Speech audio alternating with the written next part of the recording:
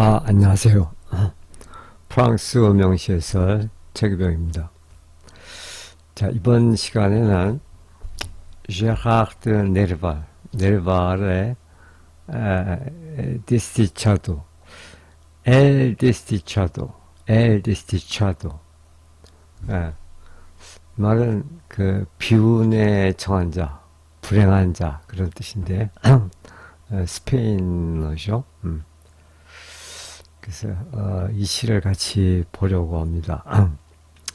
이 시는 그 넬발 시의 어떻게 보면 가장 대표적인 넬발 시의 어떤 핵심을 다루고 있는 그런 중요한 시라고 할 수 있습니다.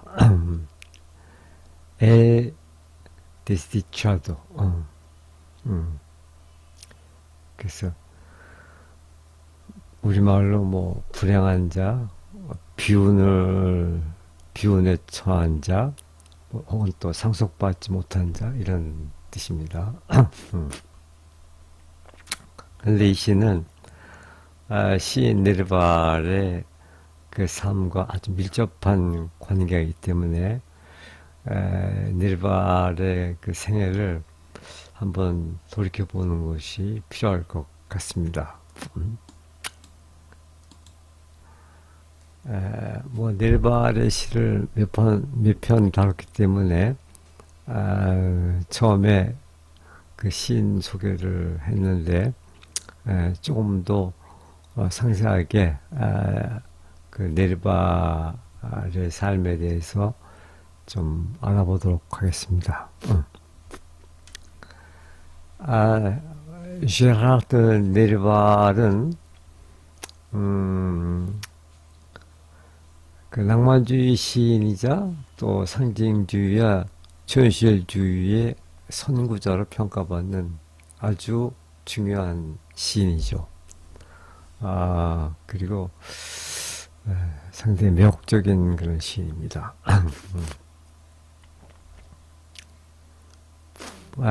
그의 삶과 작품은 빛과 어둠, 이성과 광기, 현실과 꿈이 끊임없이 교차한다는 특징이 있습니다. 이 시 비운에 처한 자를 이해하는 데 도움이 되도록 그의 주요 특징을 정리해 보겠습니다. 우선 그는 천재적인 그 낭만적 시인이고 또 비극적 인생을 산 예술가입니다.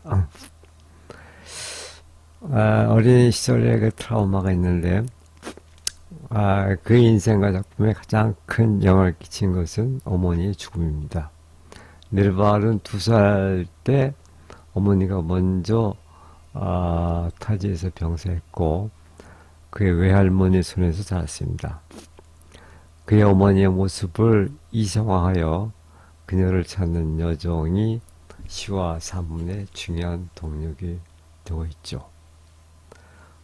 또 특히 이제 그 중요한 사건은 그 넬발의 사랑과 상실에 관한 것인데 넬발은 그 여배우 당시 여배우였던 그 제니 콜론이라는 여배우를 사랑하게 됩니다.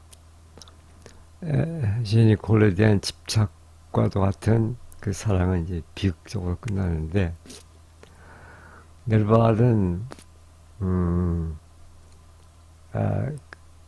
제니 콜론한테 이제 구원을 하는데 거절당하죠. 그리고 다른 남자와 결혼을 하게 되는데 그런데 갑자기 이 제니 콜론은 죽음을 맞이하게 됩니다. 이 사건은 넬발에게 치명적인 타격을 주었고 데스티차도에서 그 유일한 별은 죽었도다 그런 기전이 나오는데 여기서 유일한 별이 이제 그 여배우 제니 콜론이라고 흔히 해석을 하죠. 그다음에 그 아주 정신적으로도 굉장히 어려움을 많이 겪었는데 니르바는 평생 우울증, 그 멜랑콜리라고 할 수 있는 그 우울증과 정신 착란 증세에 시달렸습니다. 그는 여러 번 정신병원 입원하기도 했고,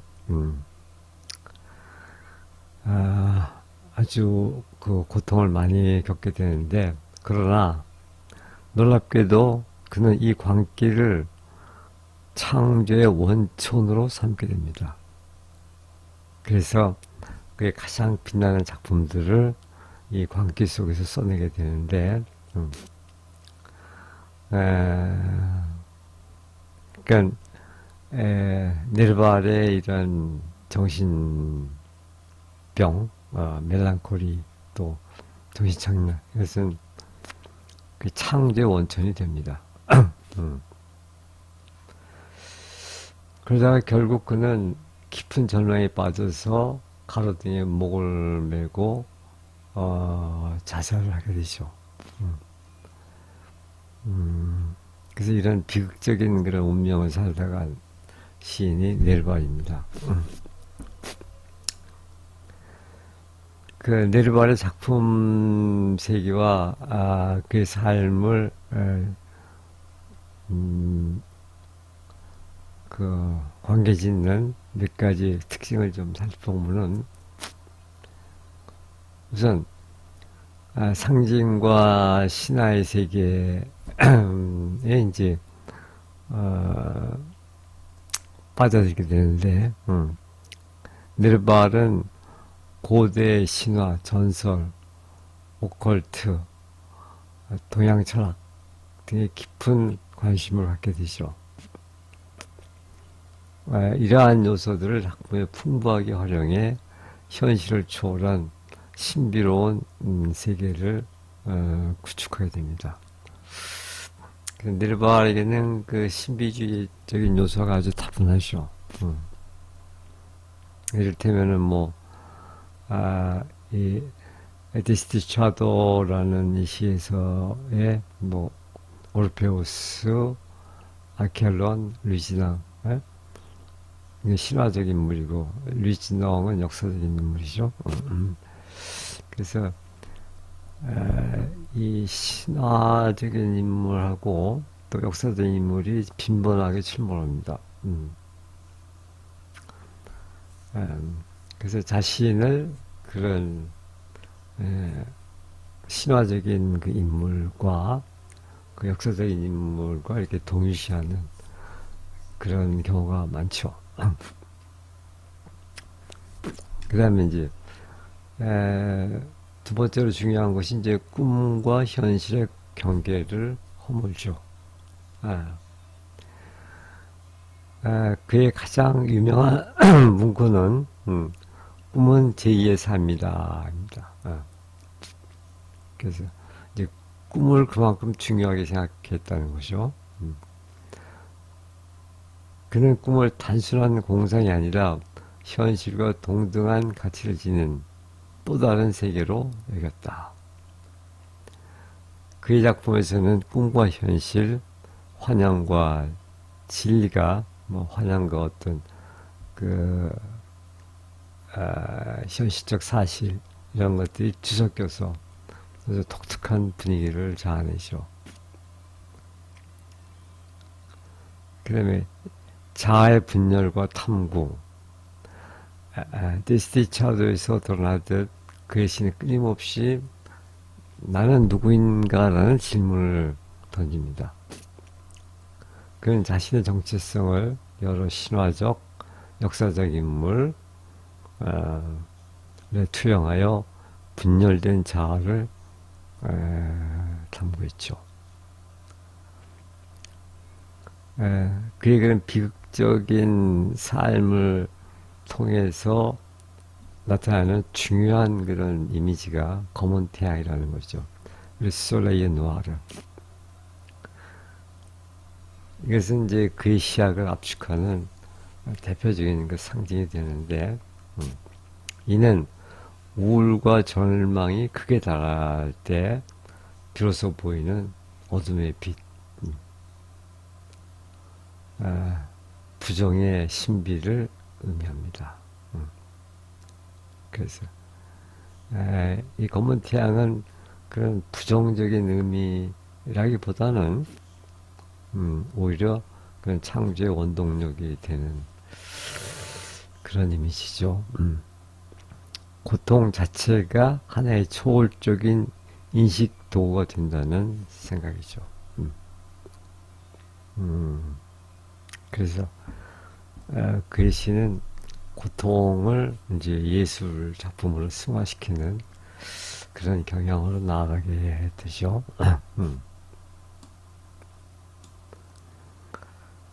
자, 이 네르발의 그 문학사적 의의를 잠깐 보면은 네르발은 그 상징주의 시인인 이제 보들레르, 랭보, 말라르메 등 후대 상징주의 시인들에게 지대한 영향을 끼치게 되죠. 아, 그들은 네르발에서 신비로운 상징을 통한 내면 세계 표현, 우연적 유사성, 또 언어의 음악성 등을 배우게 되죠. 그뿐만 아니라 또한 그 초현실자들에도 매우 중요한 영향을 끼치게 됩니다. 특히 이제 앙드레 부통이 그런데 주의자들은 그를 자신의 선구자로 격찬하며, 그러니까 꿈과 무의식의 세계를 예술의 영역으로 끌어들인 혁명적인 작가라고 평가합니다. 자, 넬바를 한마디로 요약한다면은 깊은 정신적 고통과 비극적 삶을 살았지만 오히려 그 어둠 속에서 검은 태양과 같은 독보적인 시적 이미지를 창조해낸 천재 시인이다. 또 그래서 그의 작품은 개인의 고통을 신화적 차원으로 끌어올려 인간 내면의 보편적인 메마름과 열망을 노래하며 낭만주의에서 상징주의로 넘어가는 문을 연 이정표와 같다. 이렇게 넬바를 얘기할 수 있죠. 그의 대표작으로는 이제 슈메르, 환상 시편, 또 실비, 오렐리아, 뭐 불의 딸들 이런 것들이 있죠.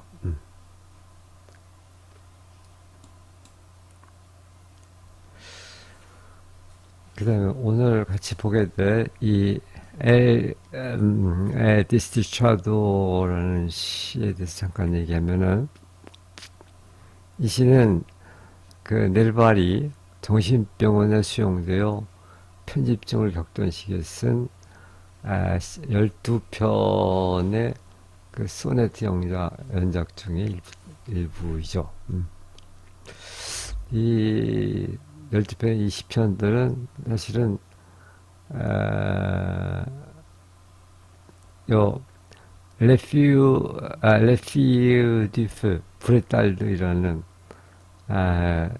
이 작품의 맨 끝에 이렇게 마치 부록처럼 수록되어 있는 그 12편의 시 중에 하나인데 불의 딸들, 이것도 아주 중요한 작품이죠.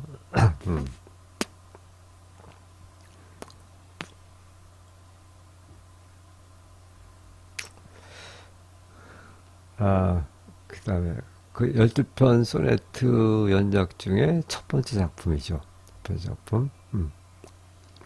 이 작품은 자신의 정체성을 잃고 깊은 절망에 빠진 한 인물의 내면을 그린 작품입니다. 허재하는 자신을 파괴된 탑의 왕자, 왕자이자 그래서 이 파괴된 탑이라는 것은 이 시의 맨 처음에 나오는 그 무너진 탑의 아키텐 왕자라는 시기가 있는데, 이 아키텐 그 공국 아키텐 공국을 말하는 거죠. 일단 아키텐 공국의 파괴된 탑의 왕자, 이자 또 유일한 별을 잃은 자라고, 여기서 유일한 별은 대체로 그가 사랑했던 그 애셔니 콜론을 말하는 거겠죠. 부르며 신화와 역사를 뒤섞고 자신의 불행한 운명을 노래합니다. 복잡한 상징들로 가득 차 있지만 결국 이 시는 상실감과 내면의 혼란을 예술로 승화하는 고독한 천재의 모습을 보여주고 있죠. 네르바는 상징주의의 선구자로 여겨지는데, 그래서 이 시는 상당히 그 상징주의 시에 가깝게 흡사합니다. 이는 그가 자신의 환상에서 나오는 몽환적, 음악적 특성을 통해 이미지를 연결하고 구체성과 명확성을 피하고 상상력과 암시에 의존하기 때문이다. 이것이 이제 그 상징주의 시의 중요한 특징 중에 하나죠. 명확하게 표현하는 것이 아니고 독자로 하여금 상상하고 그 암시 수수께끼를 풀어내는 작업을 하도록 그렇게 쓰는 시죠.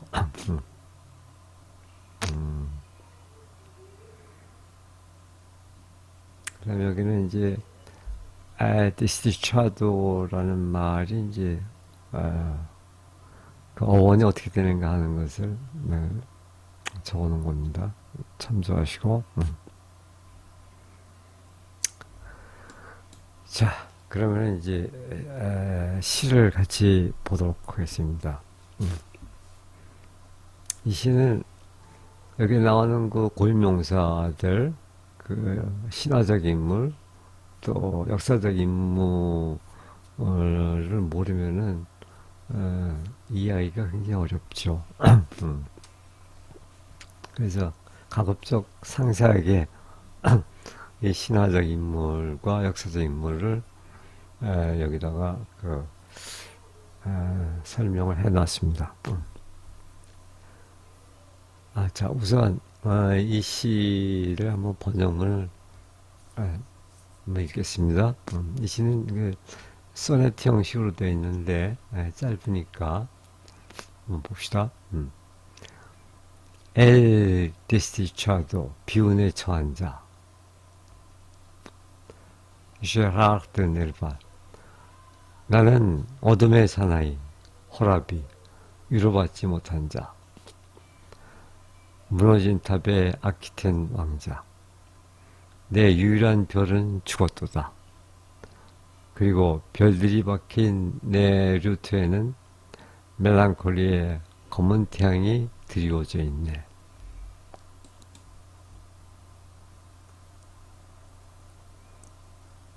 그 다음에 2연 무덤의 어둠 속에서 나를 위로했던 그대여, 나에게 포실리포 언덕과 이탈리아의 바다를 돌려다오. 내 비통한 마음을 그토록 위로해 주었던 그 꽃을, 그리고 포도나무가 장묘 어우러진 그 포도 정원을 다시 돌려다오. 그 다음에 3년, 나는 아모르인가 페비우스인가 리진영인가 비룡인가, 여왕의 입맞춤에 내 입 안에 아직도 붉게 물들어 있고, 세이레네, 인어죠, 인어. 세이레네가 헤엄치는 그 동굴에서 나는 꿈을 꾸었도다. 마지막 4연, 그리고 나는 2번이나 승자로 아케론을 건넜네. 올페우스의 리라로 성녀의 한숨과 요정의 외침을 번갈아 연주하며. 자, 이렇게 돼 있는 시입니다. 자, 그러면 다시 처음부터 원문과 대조해 가면서 상세하게 살펴보도록 하죠.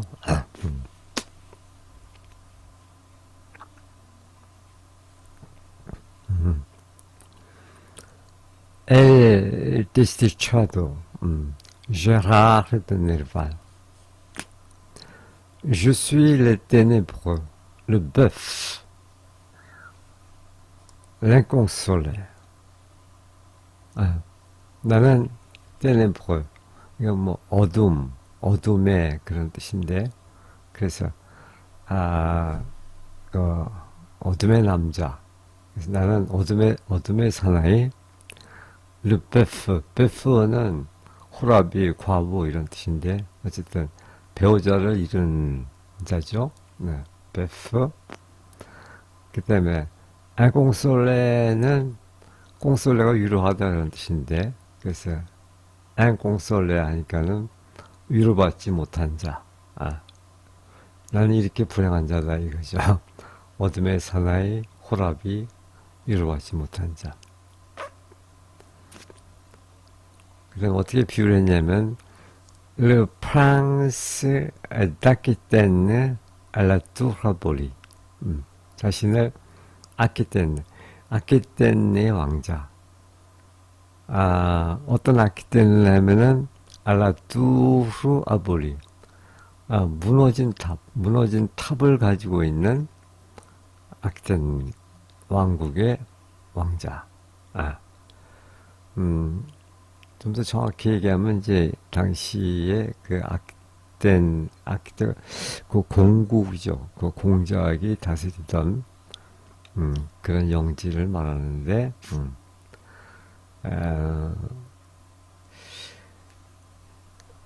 자, 여기서, 아키테라는, 이 왕국을 좀 더, 자세히 보도록 하겠습니다. 정확히 얘기하면, 그 아키테 공국, 뜻이 아키텐. 그 네리발이 왜 이런 아키테 공국을 선택했는가 하는 것은 이 단어가 역사적 영광, 또 문화적 로맨티시즘, 개인적 불의, 그리고 비극적 몰락이라는 의미들을 동시에 함축하고 있기 때문이다.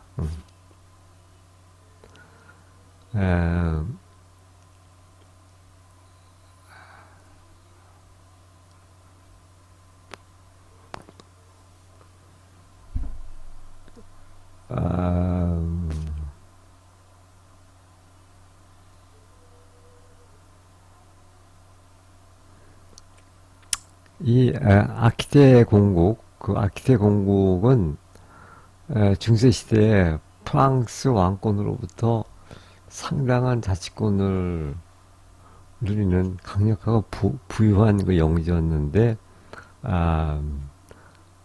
근데 몰락하죠. 몰락하는데, 자, 여기에 대해서 좀 더 상세한 것은 이렇게 검색을 해보면 이제 나올 텐데, 그냥 여기서는 그 중세 시대의 그 강력한 그런 공국이었다. 그런데 아주 완전히 멸망한 그런 지역이다. 그래서 그 무너진 탑의 아키텐 왕자라는 것은 이런 몰락한 그런 왕국의 왕자다 이런 얘기죠. 그 무너진 탑이라는 것이 이제 몰락했다는 거죠. 그래서 Le Prince d'Aquitaine à la tour Raboli. 투르가 탑이죠. 그 무너진 탑을 갖고 있는 그 무너진 탑의 아키텐 왕자. 자신을 이렇게 비유한 거죠. 그리고 Ma seule étoile est morte. 나의 유일한 별, 나의 유일한 별은 죽었다. 아, 이 유일한 별이 이제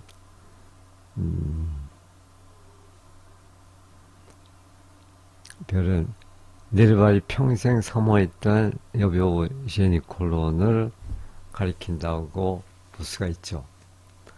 그녀의 죽음은 그에게 치명적인 상실이었고, 이는 그 예술이 짊어진 검은 태양의 구체적 원인이 된다. 그녀가 죽었기 때문에 태양이 검게 변해버린 것이죠.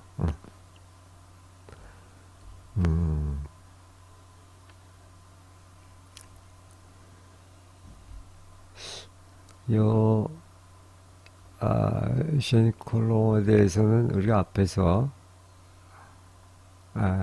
잠깐 봤는데, 여배우 제니콜로는 네르발의 구원을 거절했고 다른 남자와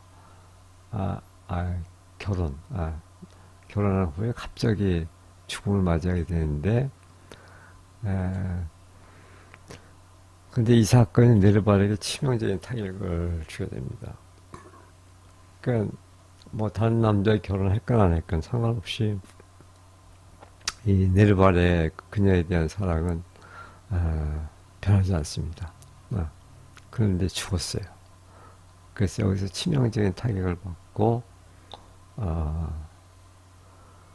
그래서 이 시에서 내 유일한 별은 죽었도다 하는 것이 이제 에이션 콜론이라고 이렇게 보는 거죠.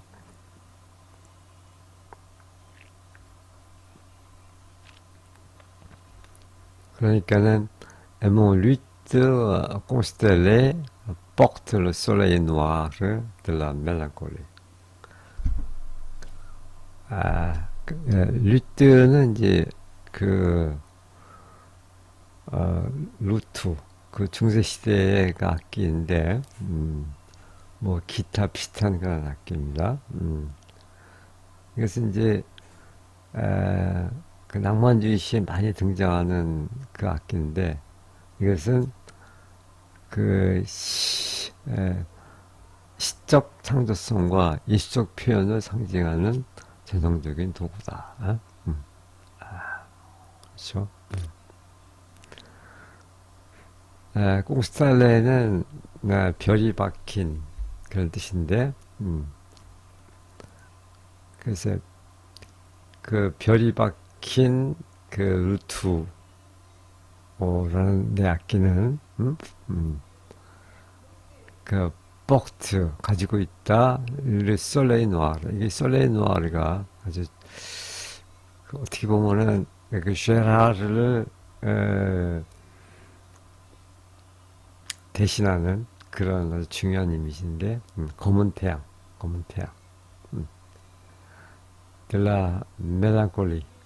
그 멜랑콜리 흔히 우리가 우울 그렇게 번역을 하는데 그 멜랑콜리는 네르바에 있어서는 일시적인 그런 우울감이 아니라 그 삶의 근본 조건이자 한편 또 예술의 원동력이 되죠.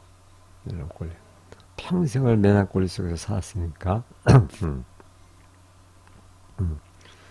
그런 그 멜랑콜리의 힘으로다가 네르발이 이제 시를 쓰게 됩니다.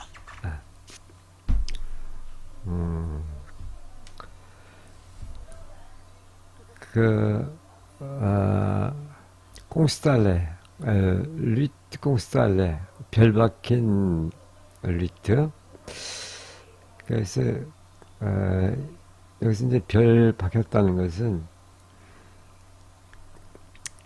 자신의 그 리트 자신의 악기 혹은 자신의 시라고 해도 무방하죠. 그것이 이제 그것을 우주적 이미지와 연결하는 거죠. 그러니까 자신의 시가 우주적이라는 것을 간접적으로 이렇게 보여주는 거죠. 이는 시인이 예술을 통해 우주적 차원의 아름다움을 추구했음을 보여준다. 단순히 그런 별이 박혀 있다는 것은 장식으로 별이 박혀 있다는 그런 것보다도 더 근원적인 그런 의미가 있죠.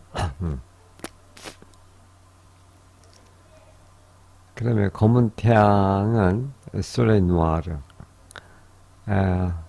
태양은 빛과 생명 원천이지만 그것이 검게 변했다는 것은 절망과 우울, 멜랑콜리죠. 절망과 우울이 시인의 세계를 지배하고 그 우울함 자체가 하나의 새로운 차원의 빛. 그러니까는 예술 창조의 어떤 빛, 원동력이 되었음을 의미합니다. 검은 태양, 솔레이 누아르. 다시 한번 읽어보면은 Je suis les ténèbres, le bœuf, l'inconsolé. 나는 어둠의 사나이, 호랍이 위로받지 못한 자. Le prince d'Aquitaine à la tour Raboli. 무너진 탑의 아키텐 왕자. Ma seule étoile est morte. 나의 유일한 별은 죽었다. Mon lutte constellée porte le soleil noir de la mélancolie. 나의 별들이 박힌 이 루트는 멜랑콜리의 어떤 검은 태양을 지니고 있다. 자, 1년은 이렇게 되고 그 다음에 2년으로 넘어갑니다. Dans la nuit du tombeau, toi qui m'as consolé, rends-moi le Posillipo et la mer d'Italie. Dans la nuit du tombeau, 무덤의 어둠, 무덤의 밤, 무덤의 어둠 속에서 toi qui m'as consolé, 나를 위로했던 그대여. 나를 위로했던 그대여. 헝무알 포실리프. 포실리프는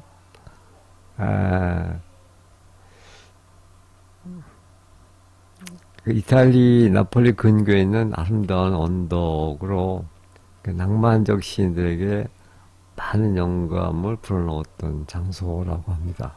포실리프.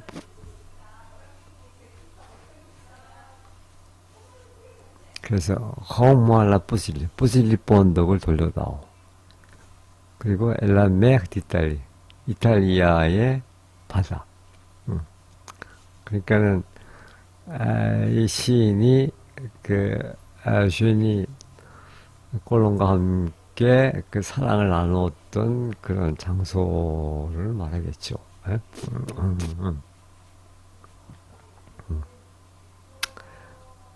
또 La fleur qui plaisait tant à mon cœur désolé. 그리고 그 꽃을 돌려다오. 어떤 꽃? 플레즈, 나를 기쁘게 해주었던, 나를 위로해 주었던 똥, 그토록. à mon cœur désolé. 나의 비통한 마음을 그토록 위로해 주었던 그 꽃을. 또 뭘 돌려주냐면은 Elle a trahi le pompe à la rose salie.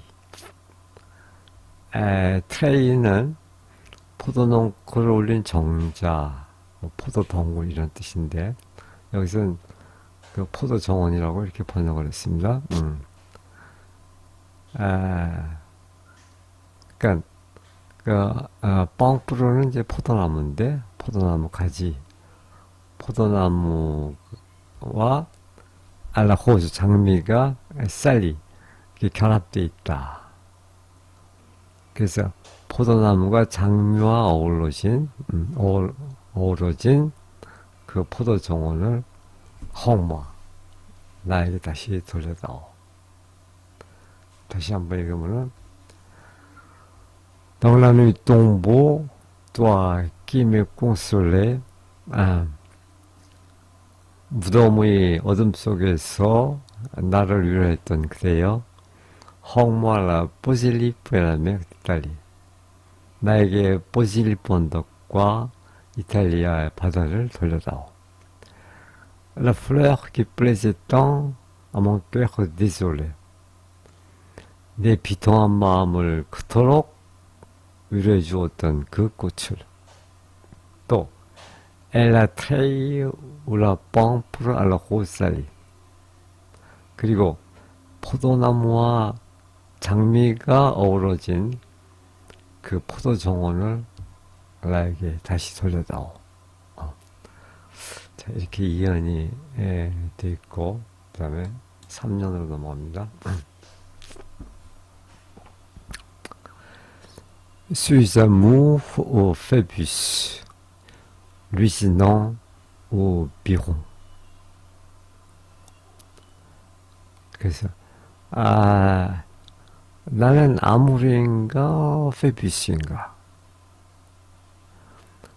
이때 아무르와 페비스는 자, 아무르는 이제 사랑의 여신이죠. 사랑의 신.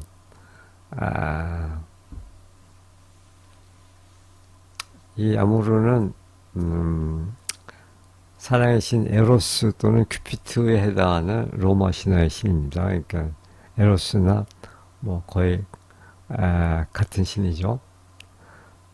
그는 황금 화살로 사랑에 빠지게 하고 황금 화살 한번 맞으면 사랑에 빠지게 되고 또 납화살로 사랑을 거부하게 만드는 장난꾸러기 신으로 알려져 있죠.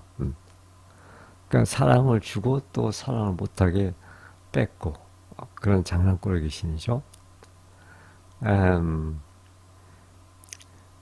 네르발의 맥락에서 아무르는 단순한 사랑의 신이 아니라 사랑 그 자체의 고통받고 상처 입은 존재를 의미합니다. 어쨌거나 이 아무르는 이제 사랑의 신이고 또 페비스는 여기에 대릴 때는 이 페비스는 이제 아폴로는 다른 이름인데 그래서 아폴로는 흔히 알다시피 뭐 태양, 빛, 예술, 예언, 이성을 관장하는 그리스 신의 주요 신이죠. 그는 시인의 수호자이자 완벽한 조화와 질서의 구현체다. 느르발 맥락에서 페비스는 예술적 존재성, 창조의 힘, 그리고 이성을 통한 질서를 의미합니다. 그러니까 한마디로 이 페비스는 예술의 신이라고 이렇게 말할 수 있는데, 그래서 나는 사랑의 신인가 예술의 신인가, 자신을 어떤 그 신에게 비유한 거죠. 그러니까 자신의 정체성은 도대체 뭐냐? 나는 사랑의 신인가? 나는 예술의 신인가? 그러니까 사랑과 예술 중에 나는 어떤 것을 택해야 되는가? 뭐 그런 의미가 포함되어 있죠. 그다음에 루시농 우 미홍. 루시농하고 미홍은 역사적 인물입니다. 그래서 신화적 인물과 역사적 인물을 등장시켜서 자신의 정체성을 이렇게 밝혀보려는 거죠. 이것도 그 루시농은 전설적 비극의 연인으로, 루시농은 그 인어인, 그 멜리진 이제 인어인데, 멜리진 전설과 연결된 인물. 약속을 깨고 영원히 사랑 잃어버린 비극적 연인.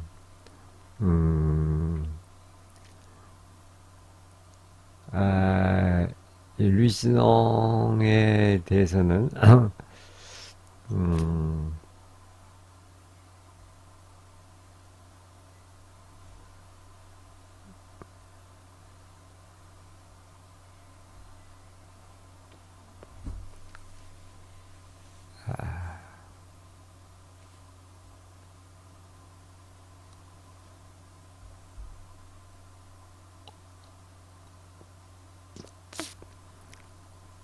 이제 멜준과의 그런 전설이 있는데, 멜준은 류진홍의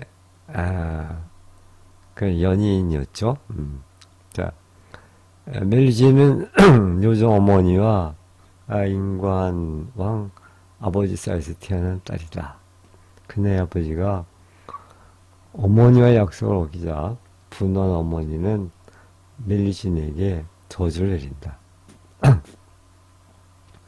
그 저주, 그 저주로 멜리진은 매주 토요일마다 하반신이 뱀으로 변하는 운명을 안게 된다.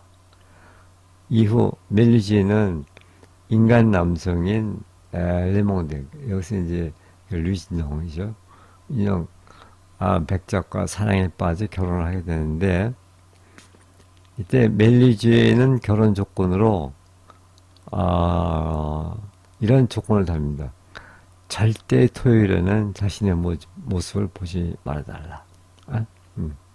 왜? 토요일 밤마다 하반신이 뱀으로 변하니까 부탁합니다.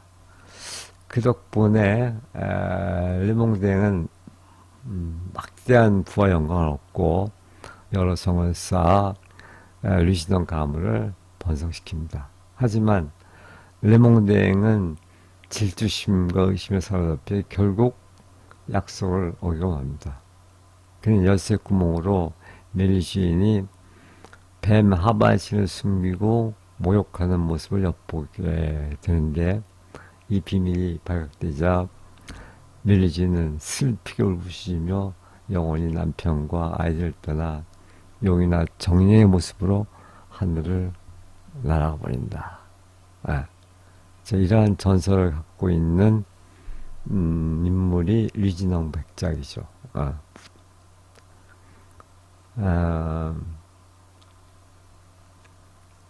그 다음에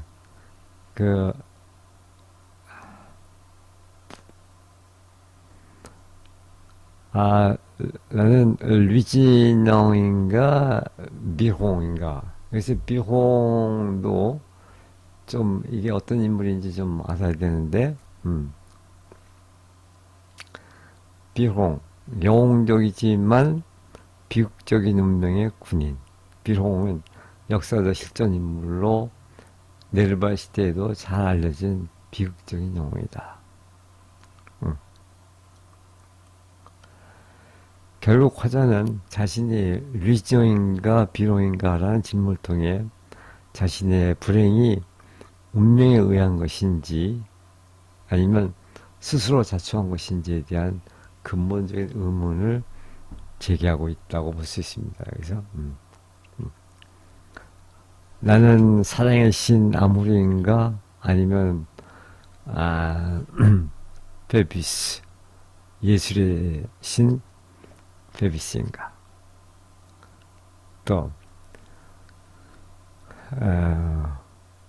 류진홍인가 비홍인가.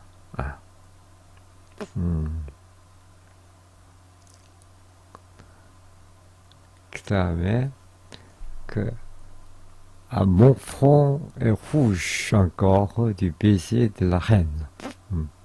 나의 이마는 rouge, 붉게 문들어 있다. 아직까지 encore 뭐로? du baiser de la reine, 그 여왕의 입맞춤으로 아직도 붉게 타오르고 있다. 붉게 물들어 있다. 이때 여왕이 이제 누군가 하는 것이 문제가 될 수도 있는데, 이거는 구체적으로는 여기 안 밝히고 있는데,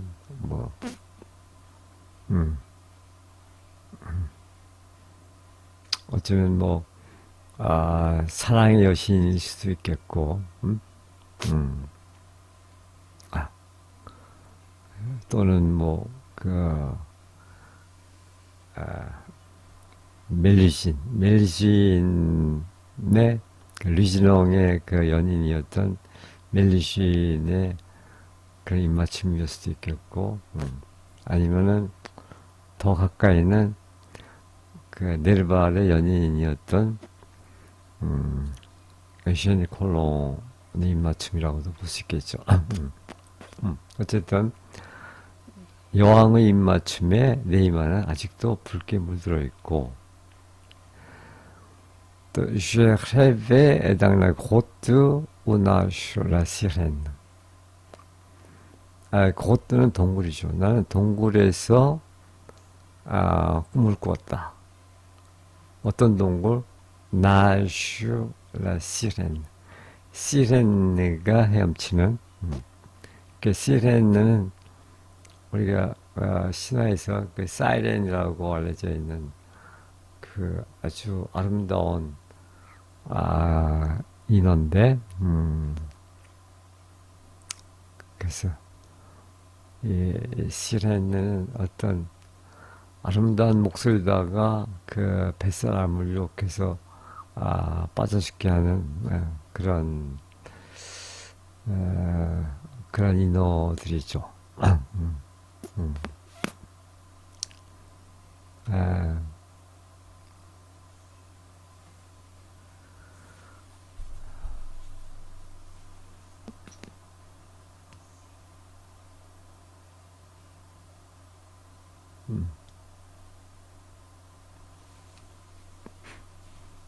Je rêvais dans la grotte où nage la sirène. 나는 그 사이렌, 시레네가 헤엄치는 그 동굴에서 꿈을 꾸었다. 어떤 이 동굴은 어떤 신비한 그런 장소를 우리에게 연상시키죠.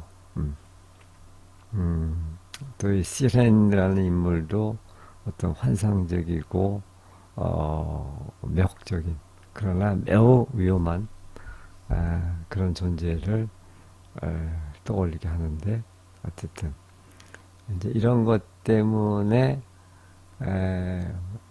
이 네르바르 씨가 상당히 그 환상적인 성격 그리고 신화적인 성격을 이렇게 띠게 되는데, 이런 것들이 이제 어떤 상징주의 시인들에게 영향을 주게 되죠. 다시 한번 읽으면 suis amour ou Phébus. 나는 아무르인가 페비스인가, 루이스넌 ou 비롱, 루이스넌인가 비롱인가. Mon front est rouge encore du baiser de la reine. 나이만 아직도 여왕의 입맞춤으로 붉게 묻어 있는데. Je rêvais dans la grotte où nage la sirène. 나는 시레네가 헤엄치는 동굴에서 꿈을 꾸었도다.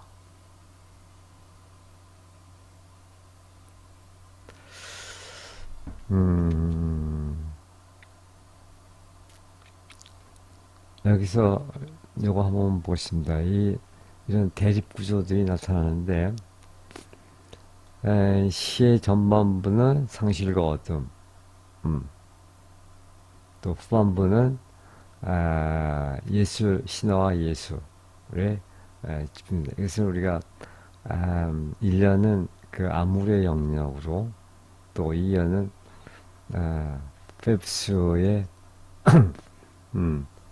영역으로 이렇게 볼 수가 있다는 거죠. 이 질문은 시의 전환점에서 등장의 두 축을 대비시킨다.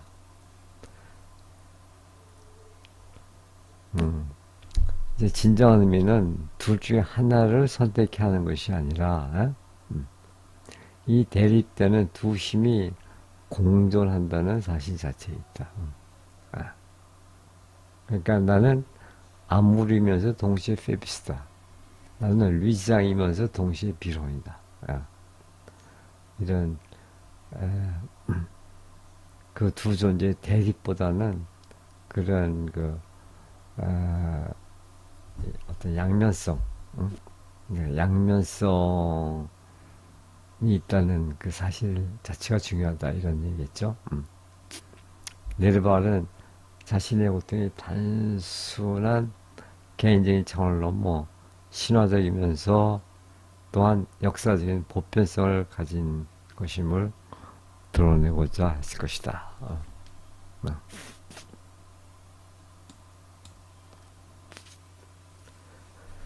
자, 마지막 사연입니다. Ai-je deux fois vainqueur traversé la Garonne? 어. 나는 deux fois, 두 번이나 vainqueur, 뭐 승리자, 정복자, vainqueur, 그 j'ai traversé 이렇게 되는 거죠. 나는 건넜다. 아케론을 건넜다. 이 아케론은 그리스 신화의 그 저승으로 가는 강이죠. 죽음의 강이죠. 아케론. 아,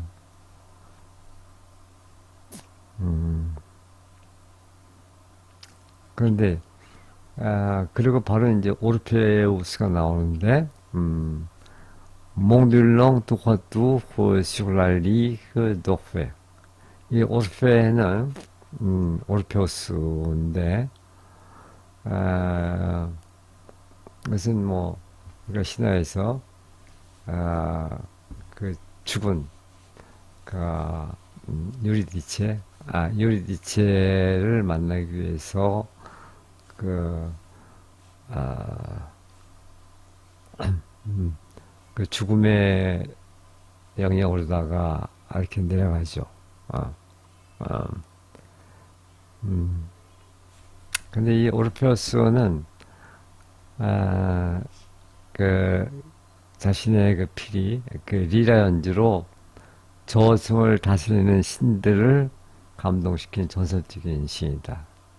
그래서, 아, 그 오르페우스는 어떤 그 사랑과 예술, 사랑과 예술의 그런 신으로다가 널리 알려져 있죠. 화자가 오르페우스의 리라를 연주한다는 것은 그의 고통이 위대한 예술의 근원이 되었음을 의미한다.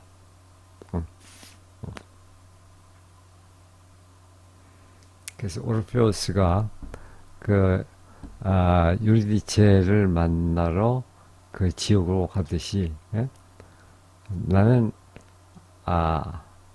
알케온다이를 두 번씩이나 건넜다. 그것도 또 승리자로. 이 말은 네리발이 한 번 아닌 두 번이라 강조한 이유는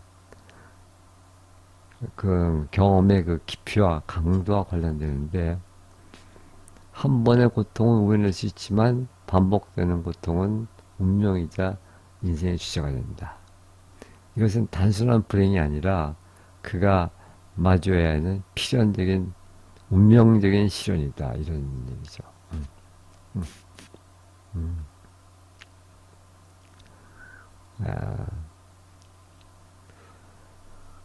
그 다음에 승리자라고 한 것은 승리자 이것은 이제 그 죽음을 극복한 자다 이런 얘기인데 한 번을 극복하는 것은 운이 좋은 것일 수 있지만 두 번을 극복하는 것은 강함과 승리를 증명하는 것이다. 이는 그의 회복력을 강조하여 시인 정신의 불굴의 의지를 보여주는 것이다. 이렇게.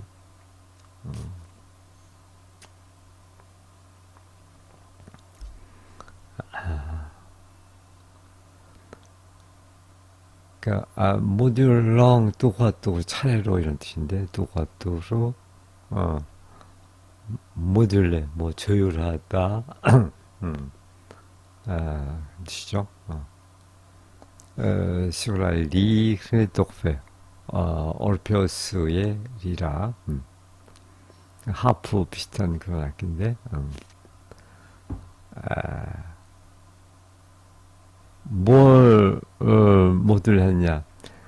수피흐 드 라 생트 saint 여성이니까 성녀죠, 성녀.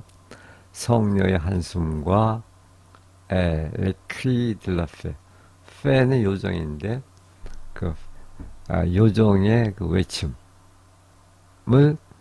뚜화뚜로 번갈아 연주하면서 그 오르페우스 악기로다가 연주하면서 나는 그 아케론 저승의 강을 두 번씩이나 건넜다.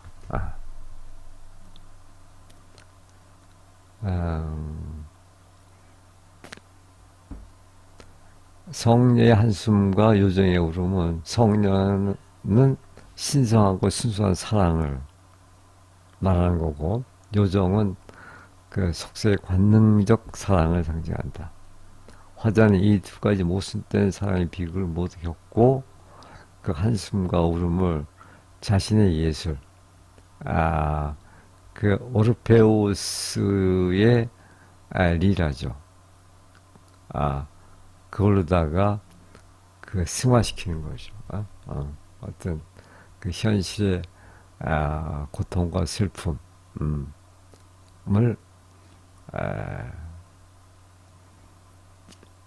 그 예술로다가 승화시킨다는 그런 의미죠. 이것은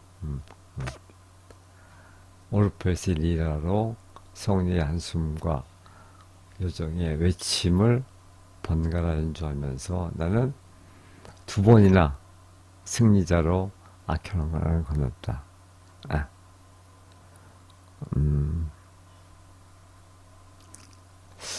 그래서 이 시에는 거의 네르발의 거의 그 모든 곳이 다 내포되어 있다고 해도 과언이 아닌 것 같아요. 그래서 그냥 얼핏 읽으면은 별로 감동이 없는데 이 의미를 알고 내용을 알고 읽으면은 굉장히 참 대단하시다 하는 것을 우리가 공감할 수 있을 겁니다. 한 번만 더 읽겠습니다.